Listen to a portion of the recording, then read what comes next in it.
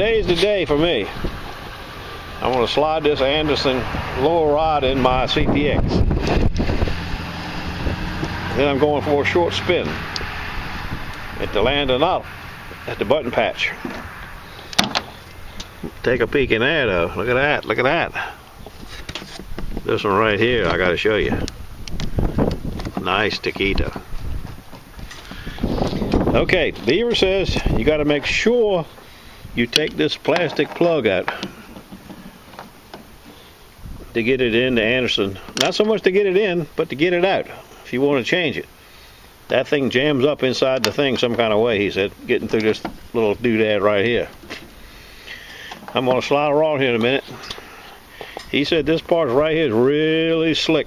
He had to add tape to it to keep it from sliding in and out, you know, like when it got loose.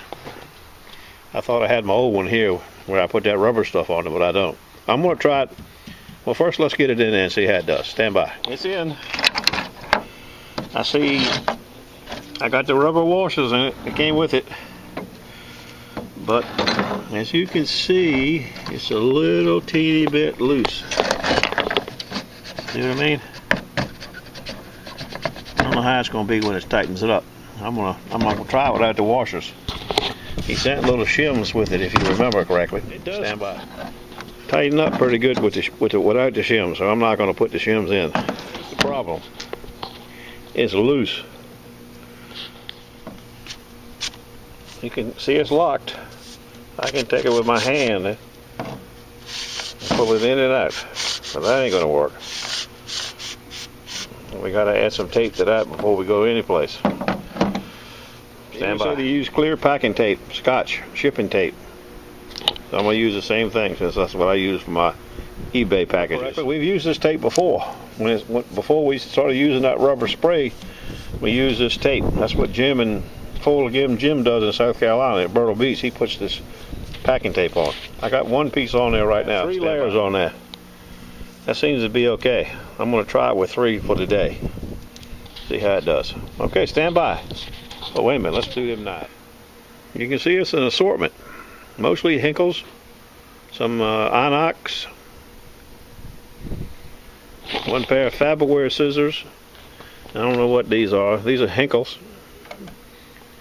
Hinkle knives.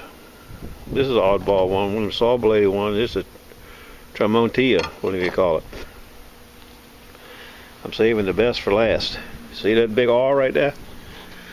Some of y'all will know what that big R means. Got to do a little restoring on this one. That big R means Chris Reeves. Look at that taquito. I touched it up here with the buffer just to show the guy how I would take that light coating of dust and lust and rust off of it. This is a Tanto,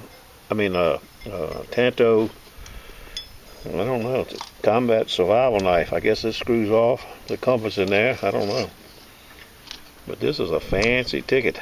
I'd be afraid to find out what it cost when it was new. Look at that Chris Reeves stamp right there. Anything this guy makes, buddy, I tell you, is a top of life. He's one of the best knife makers in the world, or in the United States anyway. You don't know who he is, just Google Chris Reeves. But you better be sitting in your recliner when you do it, when you see the prices. Okay, I gotta go.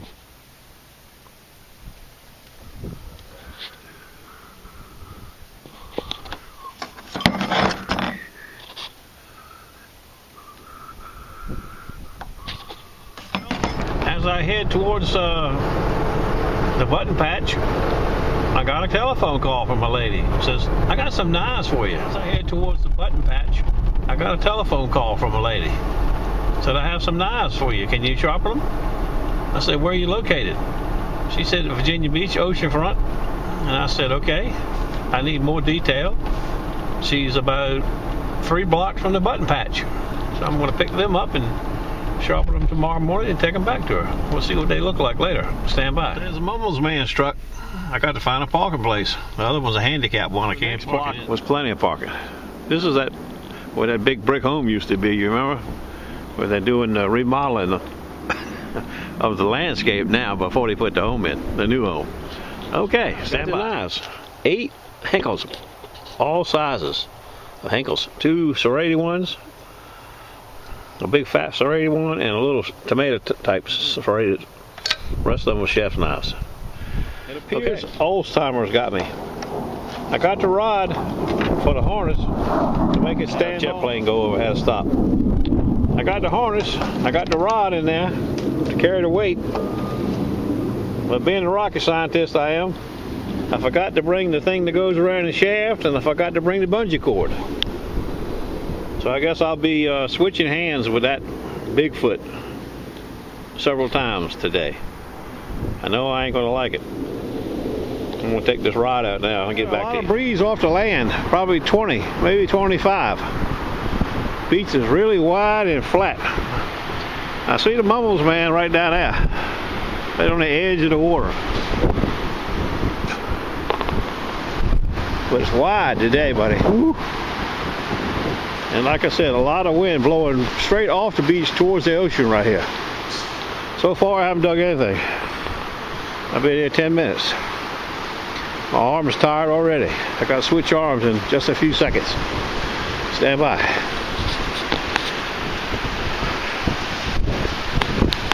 Time for more biology. You know what that is? If you don't know what that is, I'm getting ready to tell you. There's another one. There's another one down there. These are skate eggs. You know the big skates? They lay an egg just like a chicken. It's inside this pod. If it wasn't cracked, you see the eggs come out of there now. Let me back this camera off it a little bit.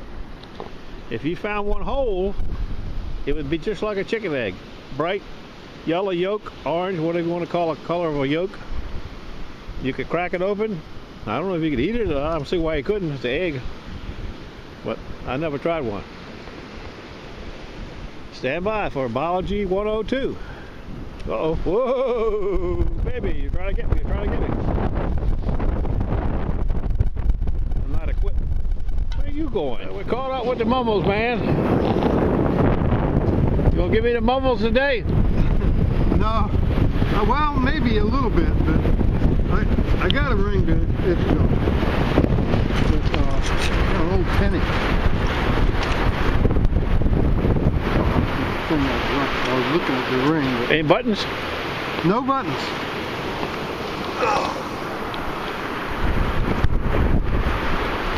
That's it. Yeah.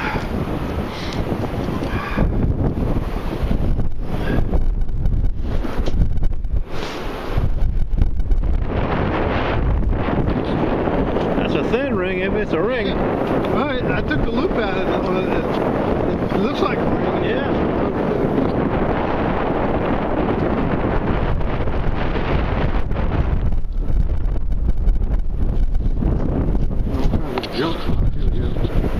Check his bad boy out.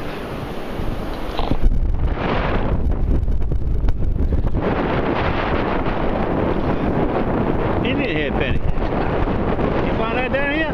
Man, that's nice. Walk past the window. Yeah. Can't make out the date on it. I think Beaver found one out. 1894 it looks like. 18? Yeah. That's my oldest coin then. Maybe 86. 19. I can't make it up, but I know it's 18 something. 94 it looks like. Okay, that's a nice little piece of aluminum. This is our second target in about 40 minutes. It's a 1219 a 1215 at 9 inches. Sounds good too. Probably a pull tab like yesterday. Or something. Stand by. 1215, a fine one too. Look at that nice baby. Nice bottle cap, you turkey. You see the sand blowing. It's cooking right good now. I ain't kidding you. Look, I'm getting sandblasted. Mumbles man just left. I think I'm gonna be right behind him. Well, I just got home. I stopped by the pet store to get some dog food for the critters. And I've been thinking about this shaft all afternoon. Now we know it's loose as it comes from Anderson. But what we don't know is what's inside of here. This thing will be 2 years old here pretty soon, and I don't know what what this does when it locks up. You know what I'm saying? This has been, the old rod has been in and out so many times, it could have wore out whatever was in here, clamping on here to make it firm. This could be the exact same size as the original Minelab one, and I would think it would be. And I put three rolls of tape on it. I mean, 3 layers of tape today. You know, I showed you that, and that's not enough. You need 4 for me to use it, or for Beaver apparently. Which then you don't have one. But I'm thinking it could be however this grip thing here works. It could be wore out, or not wore out, but you know what I mean, wore where it doesn't tighten up. Same thing with my old one. Could be that we put that rubber grip on there just so it matches up with this wore out part. Well, I don't know that, but I'm just throwing that in there for your consideration. Now you guys are hunting the dirt in the woods and fields and stuff. You might not ever wear this out, but we slide them in and out, you know, many times during the day. That's when we go on the beach, when we come off the beach. So it gets a lot of sand and grit up in here, wearing on these, whatever's inside of here. And that could be the cause for the slippage. That's all I know about that. But it is something to consider. Okay, I gotta go play ball now.